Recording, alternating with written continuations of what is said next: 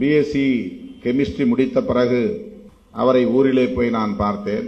மேற்கொண்டு நான் படிக்க விரும்புகிறேன் என்று சொன்னேன். உன் விருப்பம், பொருளாதாரம் என்னிடத்திலே இல்லை, நீ எப்படியாவது படித்துக்கொள், என்னை தொந்தரவு செய்யக்கூடாது என்று மட்டும் சொன்னார். காட்டிலே அமர்ந்திருந்தார். அப்போது நான் எம்எஸ்சி படிக்கப் போகிறேன் என்று சொல்லிவிட்டு சென்னைக்கு வந்தேன். ஆனால் அப்படி என்னால் எம்எஸ்சி படிக்க முடியவில்லை. ஓராண்டு நான் தேர்ச்சி பெற்றும் கூட ஓராண்டு வீணாகி போய்விட்டது. பிறகுதான் எம்ஏ கிரிமினாலஜி சேர்ந்து படித்தேன். அதை முடித்த பிறகு அவர் என்னை என்ன செய்ய போகிறாய் என்று கேட்டபோது நான் சட்டம் படிக்கப் போகிறேன், சட்டம் படித்த பிறகுதான் எந்த முடிவும் எடுப்பேன் என்று அம்மாவையும் அப்பாவையும் வைத்துக் கொண்டு அதே போல ஒரு காட்டு பகுதியிலே அவர்கள் வேலை செய்து கொண்டிருந்த இடத்திலே சொன்னேன்.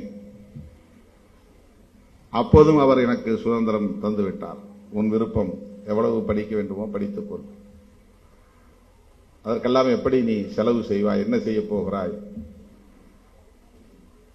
என்ற கேள்வியை மட்டும்தான் அவர் கேட்டார். எப்படியோ நான் சட்டம் முடித்தேன். சட்டம் பயின்று கொண்டிருந்த போதே எனக்கு அரசு வேலைவாய்ப்பு கிடைத்தது.